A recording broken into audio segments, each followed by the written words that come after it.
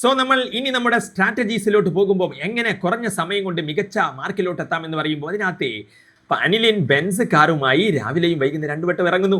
അനിലിന് Benz കാറൊന്നും അല്ലാന്ന്, അനിലിന് അതിനകത്ത് Benz കാറുകളുടെ ഒരു കളക്ഷൻ ഉണ്ടെന്നേ. ബെൻസ് തൊട്ട് നാനോ കാർ വരെ അനിലിനുണ്ട്, മനസ്സിലായില്ലേ?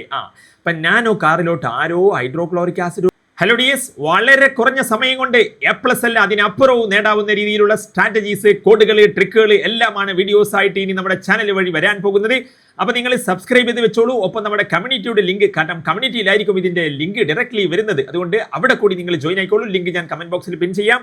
ഇനി എങ്ങനെയാണ് ഇനിയുള്ള ദിവസങ്ങളിൽ പഠിക്കേണ്ടത് എന്നുള്ള സ്ട്രാറ്റജീസ് ആണ് ഈ വീഡിയോയിൽ നമ്മൾ ഡിസ്കസ് ചെയ്യുന്നത്. അതിലോട്ട് പോകുന്നതിന് മുന്നേ ഈ ഫീൽഡിൽ എൻ്റെ എക്സ്പീരിയൻസ് എന്ന് പറയുന്നത്, ആദ്യമായിട്ട് വീഡിയോ കാണുന്നവരാണെങ്കിൽ നിങ്ങൾ ഇതിനകത്ത് നോക്കൂ. നിങ്ങൾ ഇവരൊക്കെ ഫെയിലായിട്ട് അഡ്ഡപ്പടലം പൊട്ടിയിട്ട് +2 കഴിഞ്ഞിട്ട് നമ്മുടെ ബാച്ചിൽ ജോയിൻ ആയതാണ്.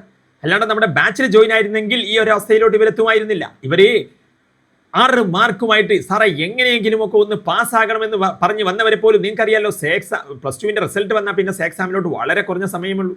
വളരെ കുറഞ്ഞ സമയം കൊണ്ട് 30-40 അറൗണ്ട് ഫെയിൽ ആയ സ്റ്റുഡൻറ്റിനെ 40 അറൗണ്ട് മാർക്കിലോട്ട് വളരെ കുറഞ്ഞ സമയം കൊണ്ട് നമുക്ക് എത്തിക്കാൻ സാധിച്ചു എന്ന് പറഞ്ഞാൽ നമ്മൾ കോഡുകളാക്കിയിട്ടും ട്രിക്കുകളാക്കിയിട്ടും എല്ലാമാണ് അതിനകത്ത് ക്ലാസ്സുകൾ അവർക്ക് നൽകിയത്. കാരണം മറന്നു പോകുക എന്നുള്ളതാണ് വലിയ ഒരു പ്രശ്നമായിട്ട് പലരും ഫേസ് ചെയ്യുന്ന ഒരു കാര്യം. ഈ മറവിയെ എങ്ങനെ മറികടക്കാം എന്നുള്ളതാണ് നമ്മൾ അതിനകത്ത് ഫോക്കസ് ചെയ്ത്, മാത്രമല്ല പെട്ടെന്ന് പഠിച്ചെടുക്കുവാനുള്ള ട്രിക്കുകൾ, കോഡുകൾ, കാര്യങ്ങൾ നോക്കൂ. നിങ്ങൾ നമ്മുടെ ഇതിനകത്ത് +1 ബാച്ചിൽ ഒരു പയ്യന്റെ റിസൾട്ട് നോക്കൂ. ഇന്നത്തെ കാലത്ത് SSLCയിലൊക്കെ 3-4 A+ എന്ന് പറഞ്ഞാൽ മിനിമം A+ അല്ലേ? കാരണം ലാംഗ്വേജ് ഒക്കെ അങ്ങ് മാറ്റി നിർത്തിയാൽ 3-4 A+ മിനിമം ആണ്. കാരണം ഇന്നൊരു ട്രോള് വരെ ഉണ്ടല്ലോ. അതിനകത്ത് മഴ പെയ്തപ്പം സ്കൂളിന്റെ മുറ്റത്തേക്ക് സ്കൂളിന്റെ ഉള്ളിലേക്ക് കയറി നിന്ന ഗോപാലേട്ടന് പോലും A+ അടിച്ചു എന്ന് പറയുന്ന രീതിയിൽ ഉള്ള ട്രോള് വരുന്ന ആ ഒരു കാലം. ആ സമയത്ത് SSLCയിൽ ഒരു 3-4 A+ എന്ന് പറഞ്ഞാൽ മിനിമമാണ്. അത്തരത്തിലുള്ള ഒരു പയ്യന്റെ നമ്മുടെ ബാച്ചിലെ റിസൾട്ട് നോക്കിയാൽ നിങ്ങൾ, ഇവന് ഫിസിക്സിൽ റിവാലുവേഷൻ അപ്ലൈ ചെയ്ത് A+ കിട്ടി. കെമിസ്ട്രിയിലോ അറൗണ്ട് ഫുൾ മാർക്ക്, ബയോളജിയിലോ അറൗണ്ട് ഫുൾ മാർക്ക്. മാത്സ് ഇവരെ സ്ട്രീം ആയിരുന്നില്ല കേട്ടോ. മാത്സ് ഇവർ സ്കൂളിലൊന്നും പഠിച്ചിട്ടില്ല. ഇവർ ലാബ് റിലേറ്റഡ് സ്ട്രീം ആയിരുന്നതുകൊണ്ട് ഇവർ മാത്സ് ഇല്ലായിരുന്നു. അവർ സൈഡായിട്ട് ഇനി ഭാവിയിൽ ആവശ്യം വരുമോ എന്ന് വിചാരിച്ചവർക്ക് പുറത്തുനിന്ന് മാത്സ് പഠിച്ചിട്ട് വേണമെങ്കിൽ എഴുതാം. അങ്ങനെ നമ്മുടെ ബാച്ചിലായിട്ട് ജസ്റ്റ് സീരിയസ്നെസ് ഒന്നും കൊടുക്കാണ്ട് ജസ്റ്റ് എക്സാമിന് വേണ്ടി മാത്രം പഠിച്ചിട്ട് പോലും കണ്ടോ 45 അവർ സീരിയസ് ആയിട്ട് മാത്സ് പഠിച്ചിട്ടുണ്ടെങ്കിൽ മാത്സും അറൗണ്ട് ഇതുപോലെ ഫുൾ മാർക്ക് നേടിയനെ. എന്നാൽ ഞാൻ ഒരുപാട് പേരുമായിട്ട് സംസാരിച്ചപ്പോൾ പലർക്കും അതിനകത്ത് SSLCയിലൊക്കെ ഫുൾ A+, 7, 8, 9, 10 A+ ഉള്ളവർക്ക് പോലും +1 ഒരു സബ്ജക്റ്റിൽ പോലും +1 A+ നേടാൻ സാധിച്ചിട്ടില്ല എന്നുള്ളതാണ്. അപ്പോൾ അങ്ങനെ ഒരുപാട് പേര്. അപ്പോൾ +2 നിങ്ങളിപ്പം സ്ട്രഗിൾ ചെയ്യുന്ന ഒരു സ്റ്റുഡൻ്റ് ആണെങ്കിൽ, അതിപ്പം ഏത് സബ്ജക്റ്റ് ആയിക്കോട്ടെ, കെമിസ്ട്രി, ഫിസിക്സ് കഴിഞ്ഞു, കെമിസ്ട്രി, മാത്സ്, ബയോളജി, ഏത് സബ്ജക്റ്റിൽ നിങ്ങൾ സ്ട്രഗിൾ ചെയ്യുന്ന സ്റ്റുഡൻ്റ് ആണെങ്കിലും നിങ്ങൾക്ക് വളരെ യൂസ്ഫുൾ ആകുന്ന രീതിയിലുള്ള കാര്യങ്ങളാണ് നമ്മുടെ ബാച്ച് വഴി നിങ്ങൾക്ക് ലഭ്യമാകുന്നത്. അപ്പോൾ ബാച്ചിൽ വളരെ ഏവർക്കും അഫോർഡബിൾ ആവുന്ന രീതിയിലാണ്. കാരണം നമ്മൾ പഠിപ്പിക്കുന്ന രീതിയിൽ കോഡുകൾ എന്ന് പറയുമ്പോഴേ നോക്കൂ, നിങ്ങളിപ്പം സാൻമേയേഴ്സ് റിയാക്ഷൻ, ഇപ്പം പഠിക്കാൻ ബുദ്ധിമുട്ടുള്ള ഒരു റിയാക്ഷൻ ആയിട്ടുള്ള സാൻമേയേഴ്സ്, അതെങ്ങനെ നമ്മൾ വളരെ പെട്ടെന്ന് ആർക്കും പഠിച്ചെടുക്കാവുന്ന രീതിയിൽ പറയുന്നു എന്ന് നോക്കൂട്ടോ. ഇതിനകത്ത് ഇതൊരു കിഡിലൻ കോഡാണ്. അതായത് നോക്കൂ, നിങ്ങൾ ബെൻസ് കാറുമായി NHൽ ഇറങ്ങുന്ന ആളാണ് ആര്? അനിലിൻ. അനിലിൻ 2 വട്ടം ഇറങ്ങാറുണ്ട്, രാവിലെയും വൈകുന്നേരം. അപ്പൊ NH2 2. അപ്പൊ അനിലിൻ ബെൻസ് കാറുമായി രാവിലെയും വൈകുന്നേരം 2 വട്ടം ഇറങ്ങുന്നു. അനിലിന് ബെൻസ് കാറൊന്നും അല്ലാന്ന്, അനിലിന് അതിനകത്ത് ബെൻസ് കാറുകളുടെ ഒരു കളക്ഷൻ ഉണ്ടെന്നേ. ബെൻസ് തൊട്ട് നാനോ കാർ വരെ അനിലിനുണ്ട്, മനസ്സിലായില്ലേ? അപ്പൊ നാനോ കാറിലോട്ട് ആരോ ഹൈഡ്രോക്ലോറിക് ആസിഡ് ഒഴിച്ചു.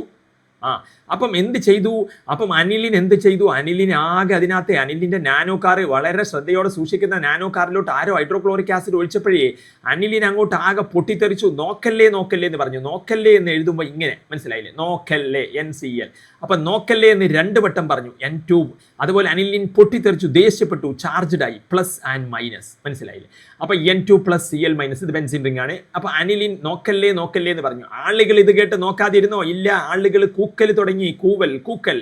അപ്പം 2 പ്രാവശ്യം കൂക്കൽ എന്നുള്ളതിന് ഇങ്ങനെ, മനസ്സിലായില്ലേ? അപ്പൊ കുപ്രസ് ക്ലോറൈഡ്, മനസ്സിലായില്ലേ? അപ്പം aniline in presence of sodium nitrate and hydrochloric acid to form ഇത് ഡയാസോണിയം സാൾട്ട് ആണ്. അപ്പോൾ ഇങ്ങനെയൊക്കെ ആയിരിക്കും പലരും അതിനകത്ത് പെട്ടെന്ന് മനസ്സിലാവില്ല. Aniline react with NO2HCl form diazonium salt in presence of cuprous chloride and hydrochloric acid എന്നൊക്കെ പറയുമ്പോഴേക്ക് ഇത് പഠിക്കാൻ ബുദ്ധിമുട്ടായിരിക്കും. നമ്മൾ പറയുന്നത് നോക്കൂ, നമ്മൾ കോൺസെപ്റ്റ് ബേസ് ചെയ്ത് പഠിപ്പിക്കും. ഒപ്പം തന്നെ ഇങ്ങനെ അനിലിൻ കണ്ടോ ബെൻസ് കാറുമായി NHൽ രാവിലെ 2 നേരം ഇറങ്ങുന്ന ആളെന്ന് പറയുമ്പോൾ കിട്ടിയില്ലേ? Nano car HCl.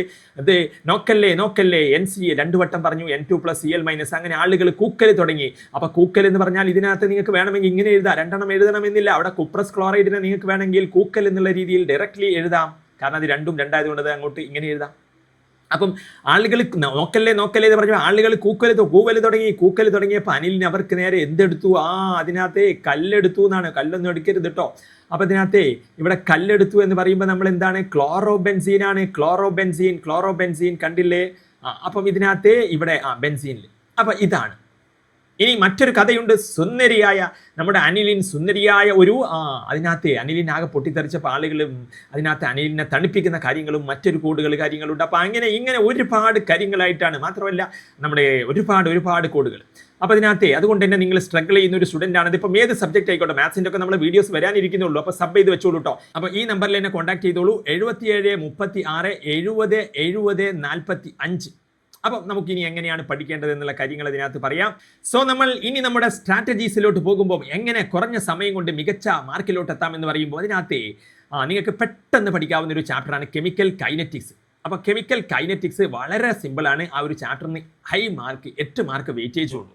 കാരണം ഈ കോർഡിനേഷൻ കോമ്പൗണ്ട് വെച്ച് നോക്കുമ്പോൾ പലപ്പോഴും ഈ കോർഡിനേഷൻ കോമ്പൗണ്ടിലെ വാലൻസ് ബോണ്ട് തിയറിയും അതുപോലെ IUPAC നെയിമിംഗ് ഒക്കെ ചിലപ്പോൾ ബുദ്ധിമുട്ടുണ്ടാകാം. മാത്രമല്ല കുറച്ചുകൂടി ലെങ്തി അല്ലേ. അപ്പോൾ അത് വെച്ച് നോക്കുമ്പോൾ ഇതിനകത്ത് ഇത് സ്യൂഡോ ഫസ്റ്റ് ഓർഡർ ആൻഡ് മോളിക്യുലാരിറ്റി, അതുപോലെ T12 first order second order ഒക്കെ പറഞ്ഞ് വളരെ സിമ്പിളായിട്ട് പെട്ടെന്ന് തീരാവുന്നതാണ്. യൂണിറ്റ് അതിനൊക്കെ ട്രിക്കുകളുണ്ട് സംഭവങ്ങൾ. അപ്പോൾ വളരെ പെട്ടെന്ന് തീർക്കാവുന്ന ഒരു ചാപ്റ്റർ ആയതുകൊണ്ടാണ് ഞാൻ കെമിക്കൽ കൈനറ്റിക്സ് നിങ്ങൾ ഫസ്റ്റ് പഠിച്ചോളൂ എന്ന് പറയുന്നത്.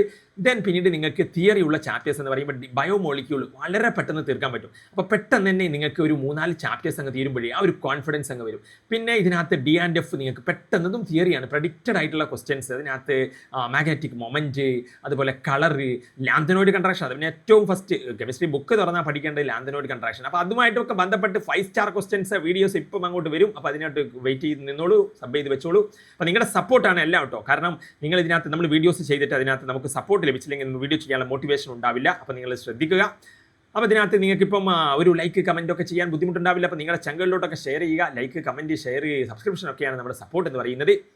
അപ്പം ഏതൊക്കെയാണ് ഓരോ ചാപ്റ്ററിലും മസ്റ്റ് പഠിക്കേണ്ടത്, A+ എങ്ങനെ പഠിക്കണം എന്ന കാര്യങ്ങളുമായിട്ടൊക്കെ വീഡിയോസ് വരും. അപ്പോൾ നിങ്ങളുടെ സപ്പോർട്ട് കൂടുന്തോറും നമ്മൾ കൂടുതൽ വീഡിയോസ് പെട്ടെന്ന് ചെയ്യും. മനസ്സിലായി? അപ്പോൾ അതിനകത്ത് നിങ്ങൾ ശ്രദ്ധിക്കുക, നിങ്ങൾ മാക്സിമം ഷെയർ ചെയ്യുക, ലൈക്ക് കമൻറ്റ് മറക്കല്ലേ. അപ്പോൾ ഇതിനകത്ത് ഞാൻ പറഞ്ഞു കെമിക്കൽ കൈനറ്റിക്സ് ഭയങ്കര സിമ്പിളാണ്. അതിന് യൂണിറ്റ് കണ്ടുപിടിക്കാൻ എപ്പോഴും വരാറുണ്ട് കോഡ് കാര്യങ്ങൾ. ഇതിനകത്ത് അതെല്ലാം പറഞ്ഞു. അതിൻ്റെ നമ്മളെ അറേനിയസ് ഇക്വേഷൻ കാര്യങ്ങൾ. പിന്നെ അതിനകത്ത് പോകുമ്പം ബയോമോളിക്യൂൾസ് പെട്ടെന്ന് തീർക്കാവുന്നതാണ്. അതിലൊക്കെ ഒരു പാറ്റേൺ ഓഫ് ക്വസ്റ്റ്യൻസ് എപ്പോഴും വരുന്ന ടൈപ്പ് ഉണ്ട്. D&F ഞാൻ പറഞ്ഞു. അപ്പോൾ ഇവിടെ തന്നെ എത്രയായി? 8 ഇവിടെ 12 18 മാർക്കിലോട്ടമായില്ലേ? പെട്ടെന്ന് തന്നെ എത്തിയില്ലേ? ഇനി നിങ്ങൾക്ക് കോർഡിനേഷനിലോട്ട് പോകാം.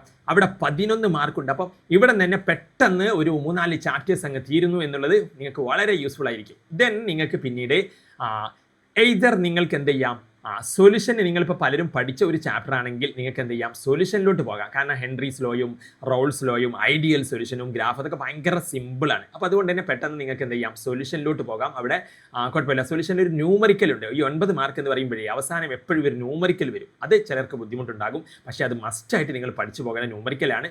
അപ്പോൾ അതുമായി ബന്ധപ്പെട്ട കാര്യങ്ങൾ ദെൻ അപ്പോൾ സൊല്യൂഷനിലോട്ട് പോകാം നിങ്ങൾക്ക് പിന്നീട്. മനസ്സിലായില്ലേ? അപ്പോൾ സൊല്യൂഷൻ ഇനിയിപ്പോൾ പലരും പഠിച്ചിട്ടുണ്ടാവും. കാരണം ഫസ്റ്റ് ചാപ്റ്റർ ആയതുകൊണ്ട് തന്നെ +2 കയറുമ്പോൾ ഇനി ഈ കൊല്ലം അങ്ങ് അടിപൊളിയാക്കണം എന്നൊക്കെ പറഞ്ഞിട്ട് നിങ്ങൾ അങ്ങോട്ട് പഠിക്കാൻ തുടങ്ങിയ ഒരു ചാപ്റ്റർ ആയിരിക്കും. മാത്രമല്ല ഓണം എക്സാമിന് വന്നിട്ടുണ്ട്, പഠിച്ചിട്ടുണ്ടാവും. പിന്നെ അങ്ങോട്ട് അങ്ങനെ പഠിച്ചതുകൊണ്ട് തന്നെ അതിനകത്ത് പഠിച്ചിട്ടുണ്ടാവും. അപ്പം അങ്ങനെയാണെങ്കിൽ നിങ്ങൾക്ക് മറ്റ് ചാപ്റ്റേഴ്സ് നോക്കുമ്പോൾ തന്നെ ആ സൊല്യൂഷൻ ഞാൻ പഠിച്ചിട്ടുണ്ട് എന്നുള്ള ഒരു കോൺഫിഡൻസ് ഉണ്ടാവും.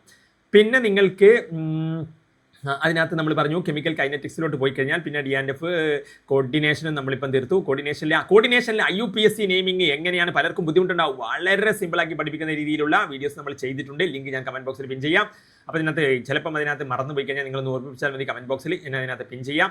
ഒപ്പം തന്നെ വാലൻസ് ബോണ്ട് തിയറി വളരെ സിമ്പിളാക്കുന്ന രീതിയിൽ, കാരണം അത് രണ്ടും അതിനകത്ത് നിന്ന് IUPAC എല്ലാ പരീക്ഷയ്ക്കും വരും. വാലൻസ് ബോണ്ട് അതിൽ ഹൈ വെയിറ്റേജ് ടോപ്പിക്കാണ്. അപ്പോൾ അത് രണ്ടും വളരെ സിമ്പിളാക്കുന്ന രീതിയിൽ വീഡിയോസ് നമ്മൾ ചെയ്തിട്ടുണ്ട്. പിന്നെ ഇതിനകത്ത് അപ്പോൾ ഇതിനകത്ത് പിന്നെ നമുക്ക് പഠിക്കാനുള്ളത് ഹാലോ ആൽക്കീൻ അല്ല കേട്ടോ. പിന്നെ അതിലേക്ക് പോകുന്നതിന് മുന്നേ ഇപ്പം ഞാൻ പിന്നെ നിങ്ങൾക്ക് ഇതിനകത്ത് സൊല്യൂഷൻസ് നമ്മൾ പറഞ്ഞല്ലോ, സൊല്യൂഷൻസ് പഠിക്കാം. അതിനകത്ത് സൊല്യൂഷൻസ് കഴിഞ്ഞാൽ പിന്നെ നിങ്ങൾക്ക് ഇലക്ട്രോ കെമിസ്ട്രി എളുപ്പമുള്ളവരാണെങ്കിൽ ഇലക്ട്രോ കെമിസ്ട്രി ന്യൂമറിക്കൽസ് ഒക്കെ ഉണ്ട്. അങ്ങനെയുള്ളവർക്ക് അങ്ങനെ ഇലക്ട്രോ കെമിസ്ട്രി പഠിക്കാം. കാരണം അവിടെ ഒരുപാട് തിയറിയാണ്. കുറച്ച് ന്യൂമറിക്കൽസ് ഒഴിവാക്കി നിർത്തിയാലും ഒരുപാട് തിയറി തന്നെയാണ് അതിനകത്ത്. അപ്പോൾ ഇലക്ട്രോ കെമിസ്ട്രി നോക്കാം. ഓർഗാനിക് ബുദ്ധിമുട്ടുള്ളവരാണെങ്കിൽ അല്ലെങ്കിൽ ഓർഗാനിക് ഇഷ്ടമുള്ളവരാണെങ്കിൽ ഓർഗാനിക്കിലോട്ട് മൂവ് ചെയ്യാം കേട്ടോ. അതിനകത്ത് ഇഷ്യൂ ഒന്നുമില്ല. പിന്നെ ഓർഗാനിക്കിൽ നിങ്ങൾ നോക്കുകയാണെങ്കിൽ ഏറ്റവും എളുപ്പത്തിൽ നിങ്ങൾക്ക് പഠിക്കാവുന്ന ഒരു ചാപ്റ്റർ അമീൻ തന്നെയാണ്. അപ്പോൾ ഓർഗാനിക്കിലോട്ട് നിങ്ങൾ ഫസ്റ്റ് പോകുമ്പോൾ വേണമെങ്കിൽ നിങ്ങൾക്ക് എന്ത് ചെയ്യാം, അമീൻസ് പഠിക്കാം. കാരണം പെട്ടെന്ന് തന്നെ ഒരു ചാപ്റ്റർ തീരുമ്പോൾ ആ ഒരു ഓർഗാനിക്കിൽ നിങ്ങൾക്ക് എന്ത് ചെയ്യും, ഒരു കോൺഫിഡൻസ് കിട്ടും. മാത്രമല്ല അതിൽ നിന്ന് ഒരു കുറച്ച് ക്വസ്റ്റ്യൻസ്, ഒരു ടിപ്പിക്കൽ ക്വസ്റ്റ്യനുകളുണ്ട്, പെട്ടെന്ന് തന്നെ അങ്ങ് പഠിച്ച് പോയി കഴിഞ്ഞാൽ പിന്നെ നിങ്ങൾക്ക് ഹാലോ ആൽക്കീൻ ആൻഡ് അലോറീൻ എന്താണെന്നറിയാം. അതിനകത്ത് ഇപ്പം വെയിറ്റേജ് കുറവാണ്. ഇത് മോഡലിൻ്റെ വെയിറ്റേജ് ബേസ് ചെയ്തിട്ടാണ് ഞാൻ ഈ സംഭവം പറഞ്ഞിരിക്കുന്നത്. അപ്പോൾ അതുകൊണ്ട് ഇപ്പം കറൻ്റ്ലി നമ്മൾ നോക്കുകയാണെങ്കിൽ അതിനകത്ത് ചിലപ്പോൾ മാറി വരാറുണ്ട് കേട്ടോ. ഇത് ആലോ ആൽക്കീൻ 9 വന്നിട്ട് ആൽക്കോഹോൾ 6 ആയ കേസും ഉണ്ട്. അപ്പോൾ വെയിറ്റേജ് 3 മാർക്കൊക്കെ അങ്ങോട്ടും ഇങ്ങോട്ടും എന്ത് ചെയ്യാറുണ്ട്, മാറാറുണ്ട്. അപ്പം ഇപ്പം കറൻ്റ്ലി മോഡലിൻ്റെ ലേറ്റസ്റ്റ് വെയിറ്റേജ് നോക്കുമ്പോൾ അങ്ങനെയെങ്കിൽ നിങ്ങൾക്ക് പിന്നീട് അമീൻ കഴിഞ്ഞാൽ പിന്നെ അപ്പം ഇനോർഗാനിക് എല്ലാം കഴിഞ്ഞല്ലോ, പിന്നെ നിങ്ങൾക്ക് ആൽക്കഹോൾ ഫീനോൾ ഈതറിലോട്ട് പോകാം. അതുപോലെ തന്നെ ഇവിടെ പിന്നീട് നിങ്ങൾക്ക് പിന്നെ ഹാലോ ആൽക്കീൻ ഹാലോ റീനിലോട്ട് പോകാം. അതൊക്കെ ഭയങ്കര സിമ്പിളാണ്. ഇതിലൊക്കെ കോഡുകൾ യൂസ് ചെയ്ത് കഴിഞ്ഞാൽ പെട്ടെന്ന് പഠിക്കാൻ പറ്റും. ആൽക്കോൾ ഫീനോൾ ഇതിലൊക്കെ നമുക്ക് ഫുൾ കോഡുകളാണ്. അതുപോലെ ആൽഡിഹൈഡ്, പിന്നെ ലാസ്റ്റ് നിങ്ങൾക്ക് ഇനിയിപ്പോൾ ഏതേ ബാക്കിയുള്ളൂ, ആൽഡിഹൈഡ് കീറ്റോൺ കാർബോക്സിലിക് ആസിഡ് ഉള്ളൂ. അപ്പോൾ അതിലോട്ട് പോകാം. അതിലൊക്കെ വലിയൊരു ചാപ്റ്ററാണ്. പക്ഷേ അതിനകത്ത് അതൊന്നും ഒരിക്കലും എന്ത് ചെയ്യുന്നത്, പലരും വിചാരിക്കുന്നത് ഓർഗാനിക് സ്കിപ്പ് ചെയ്ത് കഴിഞ്ഞാൽ, അപ്പോൾ പലരും ചോദിക്കുന്ന ഒരു ചോദ്യമാണ് ഓർഗാനിക് സ്കിപ്പ് ചെയ്ത് കഴിഞ്ഞാൽ എന്ത് സംഭവിക്കും. ഓർഗാനിക് സ്കിപ്പ് ചെയ്ത് കഴിഞ്ഞാൽ ചിലപ്പോൾ നിങ്ങൾ ഫെയിൽ ആകാൻ വരെ സാധ്യത ഉണ്ട് എന്നുള്ള. കാരണം എന്താ, ഓർഗാനിക് 30 മുകളിൽ എത്രയാണ് വെയിറ്റേജ് നിങ്ങൾ നോക്കിയേ, ഓർഗാനിക്കിൻ്റെ വെയിറ്റേജ് ഇവിടെ ഞാൻ കാണിക്കാം. ഓർഗാനിക്കിൻ്റെ ഈ ഒരു വെയിറ്റേജ് നിങ്ങൾ നോക്കിയേ എത്രയാണ് വരുന്നത്.